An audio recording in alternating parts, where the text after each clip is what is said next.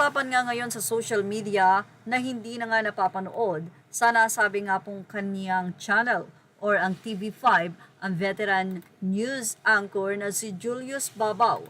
Ito'y kaugnay sa nasabi nga pong interview niya sa mga diskaya na naganap noong September 2024. Nasasangkot ngayon ang news anchor matapos nga ang naging pasaring na post ng mayor ng Pasig na si Vico Sotto. Ngayon nga ay bali-balita. Ang nasabing di umano ay tinanggal na ng TV5 itong si Julius Babaw dahil na rin sa pagkakasangkot ng nasabing interview nito sa mag-asawang Sara and Curly Discaya. Katwiran ng kampo ni Julius Babaw, sinabi nitong walang katotohanan ang naging pahayag ng mayor na si Vico Sotto na handa daw magbayad ang nasabi nga pong pamilya Discaya na 10 milyon para lamang sila ay ma-expose, ma-interview dahil na rin sa layunin nitong tumakbo sa politika. Hindi man nga daw nabanggit, pero ang mga pangalan ni Sara at ng asawa nitong si Curly ay naka-imbose sa kanilang mga t-shirt or damit na lakos pa ang tatak.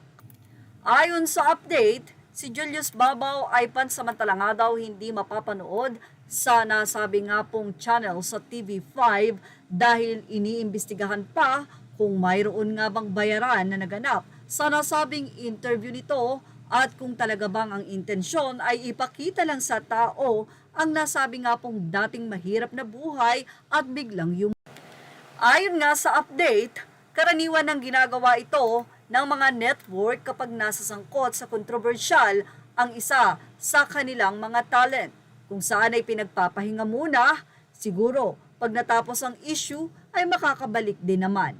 Pero sa ngayon nga ay iniimbestigahan kung tunay nga ba, may ibinayad nga ba kay Julius Babaw o may pakimkim o may pasasalamat dahil kung sakasakali ay mga ituturing na din daw itong bribe.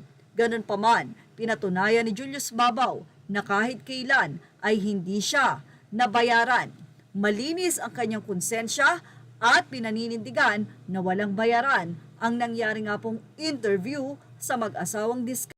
Sa ngayon ay hati ang opinyon ng mga netizen dahil alam naman nila na malaking tulong talaga ang channel ni Julius Babaw at inspirasyon ang ibinabahagi nito sa social media. Nagkataon lamang na ang in-interview niya ang mga Discaya ay biglang nasangkot sa malaking anomalya ng DPWH. Ang iba ay sinasabi pa ngang magandang naging interview dahil isa ito sa nasabi nga pong pruweba at hindi na makakalusot pa. Kung tutusin daw, dapat pang pasalamatan si Julius Babaw sa nasabing interview. Pero kung sakasakali man na ang nasabi nga pong interview ay para ipakilala ang Discaya dahil sa politika ay mayroon nga daw pananagutan. Well, ano ang masisay nyo about dito? Ilagay na ang inyong opinion sa ating comment section. Images are all credit to the rightful owners. Thank you for watching Showbiz Now.